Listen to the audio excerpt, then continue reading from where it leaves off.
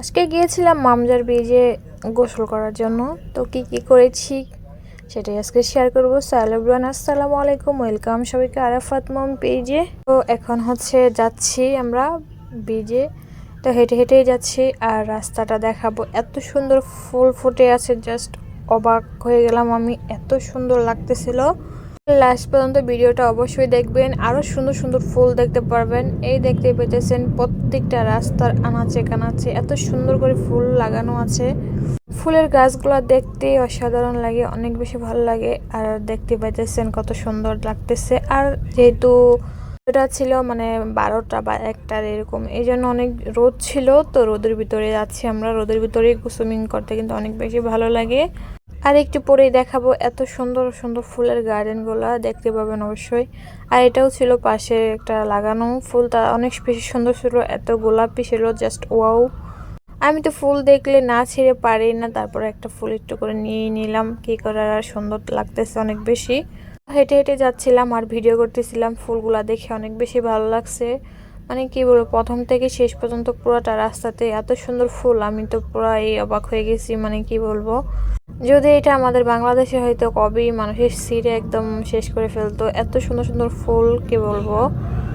ফুল দেখতে কার না বেশি ভালো লাগে বলেন তো? আমার অনেক বেশি ভালো লাগে ফুল গাছ লাগাইতে বা ফুল দেখতে অনেক বেশি ভালো লাগে।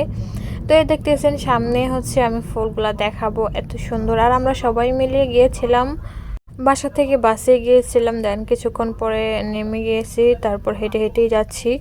আর হেঁটে যাওয়ার মজাটাই আলাদা, সবাই মিলে গল্প করতে করতে যাচ্ছি আর ভিডিও করতেছি। আর এত সুন্দর সুন্দর ফুল দেখে তো আমার তো মন মানতেছে না।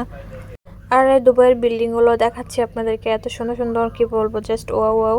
আর এই দেখেন ফুলগুলা কত সুন্দর লাগতেছে, কি বলবো, এত বড় বড় গাঁদা ফুল আমি তো কখনোই দেখি নাই এত বড় বড় গাঁদা ফুল। মোবাইলের স্ক্রিনে অবশ্যই এত বড় দেখা যাচ্ছে না, বাট সামনাসামনি যারা দেখেছেন তারা বুঝতে পারবেন এত বড় বড় ফুল, কি বলবো। আর এত সুন্দর লাগতেছিল, আমি কি বলবো, এই জন্য একটু ভিডিও করে নিয়েছিলাম যেন আপনাদেরকে দেখাইতে পারি। তো হেঁটে যাচ্ছি, ভিডিও করতেছি, সামনে আরো আছে দেখেন, পুরোটা আশেপাশে যতটুকু দেখা যাচ্ছে শুধু ফুল আর ফুল।